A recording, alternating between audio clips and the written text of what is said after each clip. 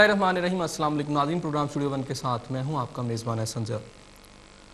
ناظرین، آج ایک ٹی وی پروگرام پر میں وزیر اعظم یوسف رضا گیلانی کے بیٹے موسیٰ گیلانی کا بیان سن رہا تھا۔ اس میں انہوں نے یہ کہا کہ لوگوں کو ہماری عزت کرنی چاہیے کیونکہ میں نے اپنے حلقے میں 98,000 ووٹ لیے ہیں۔ یہ بڑے افسوس کی بات ہے کہ لوگ ہماری عزت نہیں کرتے۔ موسیٰ گیلانی صاحب کا یہ بیان سننے کے بعد مجھے حضرت عمر فاروق رضی اللہ تعالیٰ عنہ کا وہ فرمان یاد آیا جس میں آپ نے فرمایا تھا کہ وہ حکمران بالکل بھی عزت کے قابل نہیں جو مسلمانوں کو تباہ کرے۔ ناظرین، اگر ہم پاکستان کے حالات پر نظر دوڑائیں تو ہمیں نظر آتا ہے کہ گزشتہ 4 سالوں کے اندر، اگرچہ کہ اس سے پہلے بھی، لیکن گزشتہ 4 سالوں کے اندر کرپشن کی اتنی بڑی داستانیں ہیں کہ انہیں سن کر، انہیں دیکھ کر جو پاکستانی قوم ہے اس کے جو سر ہیں وہ شرم سے جھکے پڑے ہیں۔ لیکن اس پہ المیہ یہ ہے کہ حکمران بڑی ڈٹائی سے کہہ رہے ہیں کہ ہم یہ کر رہے ہیں، ہمیں روکنا ہے تو روک لو، اگر تمہیں طاقت ہے کر کے دیکھ لو۔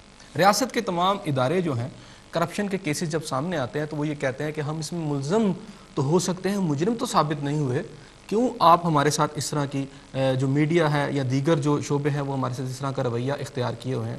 ناظرین، سوچنے والی جو اصل بات ہے وہ یہ ہے کہ جب حکمران جن کے پاس طاقت ہے، جو انویسٹیگیٹ کر سکتے ہیں کرپشن کے کیسز کے، جب وہ ڈھال بن جائیں گے تو کیسے ان کرپشن کے کیسز میں جو ملوث ملزمان ہیں وہ پکڑے جا سکیں گے جب ریاست کے تمام ادارے جو ہیں آگے ڈھال بن جائیں گے۔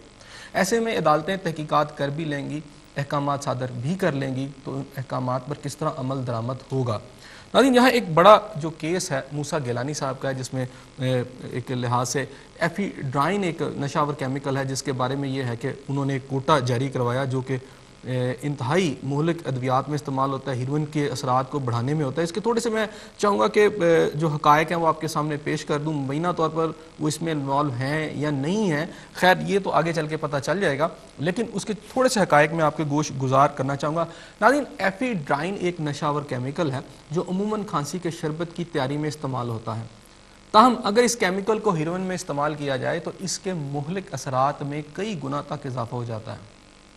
اس سے ایسی گولیاں بھی بنتی ہیں جو ایلیٹ کلاس کے لڑکے اور لڑکیاں پارٹیوں میں استعمال کرتے ہیں، جس سے وہ وقتی طور پر دنیا کے دکھوں سے آزادی محسوس کرتے ہیں اور ان پر بڑا ہی خوشگوار سا موڈ طاری ہو جاتا ہے۔ ان گولیوں کی لت بڑی بری ہے، یہی وجہ ہے کہ یورپ اور امریکہ سمیت دنیا بھر میں یعنی بیشتر ممالک میں ان گولیوں کی تیاری اور اس کی فروخت پر مکمل طور پر پابندی عائد ہے۔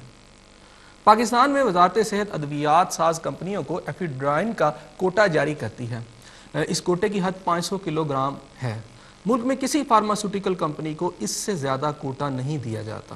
تاہم 2010 اور 2011 کے اوائل میں ملتان کی ایک کمپنی برلیکس اور اسلام آباد کی دوا ساز کمپنی ڈانا فارما نے اس وقت کے سیکٹری صحت خشنود لاشاری، جو اس وقت وزیر اعظم یوسف رضا گیلانی کے پرنسپل سیکٹری بھی ہیں، رابطہ کیا اور انہیں عراق کی ایک کمپنی کا آرڈر دکھایا اور اس کی بنیاد پر سیکٹری صحت سے یہ درخواست کی کہ چونکہ ہم نے ایک بڑی تعداد میں ایفیڈرائن گولیاں بنا کر عراق ایکسپورٹ کرنی ہے جس سے ملک کو کئی ملین ڈالر کا جو زر مبادلہ اس کا فائدہ ہوگا، اس لیے ہمیں 10,000 کلو گرام ایفیڈرائن کا کوٹا الاٹ کیا جائے۔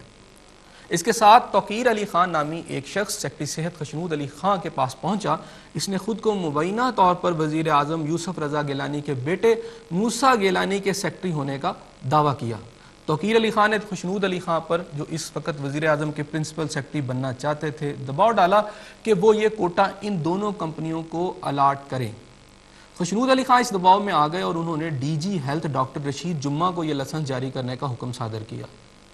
یہ امر بھی دلچسپ ہے کہ رشید جمعہ کا کنٹریکٹ بھی ختم ہو رہا تھا، وہ بھی اس میں توسیع چاہتے تھے۔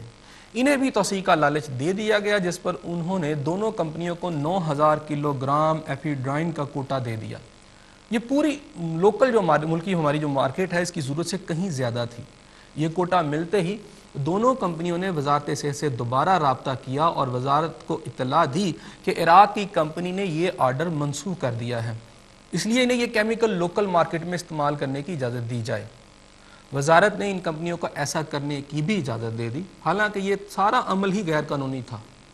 دونوں کمپنیوں نے چند روز میں وزارت کو اطلاع دی کہ انہوں نے 9,000 کلو گرام ایفیڈرائن گولیاں جو ہیں مارکیٹ میں فروخت کر دی ہیں۔ اس دوران کسی نے ان کمپنیوں سے نہیں پوچھا کہ ہر سال ملک میں ایفیڈرائن کی صرف 10,000 گولیاں بنتی ہیں، تم نے کیسے 1.5 ارب گولیاں مارکیٹ میں فروخت کر دی۔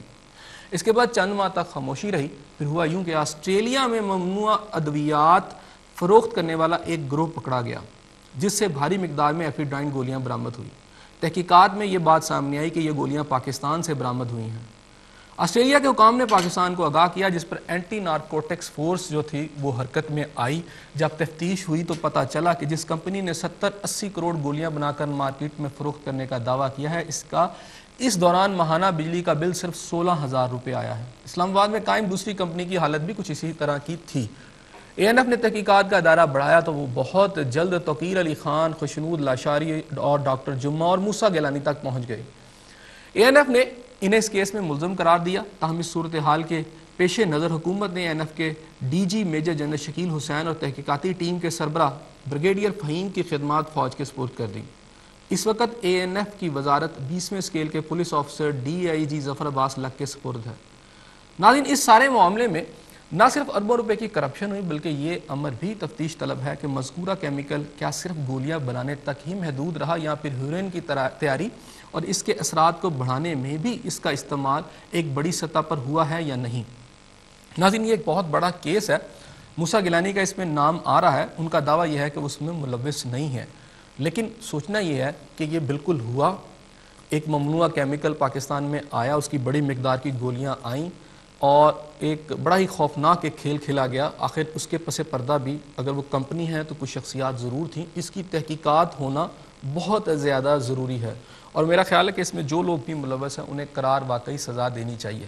لیکن اس کے ساتھ ساتھ حکومت کو یہ رویہ بھی دیکھنا چاہیے کہ موسیٰ گیلانی اس میں ملوث ہیں یا نہیں، لیکن ریاست کے اگر تمام ادارے جو ہیں حکومت کی اعماء کے اوپر اس تفتیش کی راہ میں رکاوٹ بنیں گے، عدالتوں کو اپنا کام نہیں کرنے دیں گے، تفتیشی اداروں کو اپنا کام نہیں کرنے دیں گے، تو اس کا مطلب پھر یہ ہوگا کہ یا تو یہ لوگ جو ہیں خود اس میں مجرم ہیں اور یا پھر جو مجرم ہیں انہیں بچانا چاہتے ہیں۔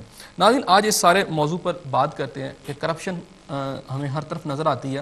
حکومت سینہ زوری سے کہتی ہے کہ جو کرنا ہے ہمارا کر لو۔ کیا اس طرح ہم آگے چیزوں کو چلا سکیں گے؟ میرے ساتھ آج شریک گفتگو ہیں، میرے ساتھ پہلے مہمان ہیں بیگم مہناز رفیع صاحبہ، پاکستان تحریک انصاف سے ان کا تعلق ہے، سینئر رہنما سیاست میں ایک لمبا عرصہ انہوں نے گزارا۔ اس کے ساتھ ساتھ جماعت اسلامی کے سینئر رہنما امیر العظیم صاحب بھی ہمارے ساتھ موجود ہیں۔ ہم ان سے بھی پوچھیں گے کہ وہ اس ساری صورتحال کو کس طرح دیکھتے ہیں۔ اچھا بیگم صاحبہ، کرپشن بھی ہے، سینہ زوری بھی ہے، کس طرح دیکھتی ہیں آپ؟ آپ نے تو خود ہی کہہ دیا کہ کرپشن بھی ہے اور سینہ زوری بھی ہے، کہ وہ جو اس کے اوپر تحقیقات ہو رہی ہیں اس تحقیقات کو بھی روکنے کی کوشش بادی و نظر میں تو یہی نظر آ رہا ہے کہ کوشش یہی ہو رہی ہے کہ پوری طرح سے نہ ہو۔ اگر موسیٰ گیلانی صاحب اس میں ملوث نہیں ہیں، جیسے کہ آپ نے بھی وہ انٹرویو دیکھا اور میں نے بھی دیکھا تھا جس میں وہ یہ کہہ رہے تھے کہ ان کو اتنے ووٹ ملے ہیں، تو پہلی تو بات اگر میں ان سے پوچھوں کہ عام طور پر پاکستان میں ضمنی انتخابات میں آدھے ووٹ بھی نہیں پڑتے جتنے جنرل الیکشن میں پڑتے ہیں، ان کو کیسے پڑے؟ یہ بھی سب کو پتہ ہے کہ کیسے پڑے۔ تو اس سے عزت کا کوئی سوال نہیں پیدا ہوتا، اور یہ کوئی عزت نہیں ہے۔ میں ایک بتاتی ہوں آپ نے بھی پڑھا ہوگا کہ حضور صلی اللہ علیہ وسلم نے ایک ملک کی کوئی شہزادی تھیں، ان کے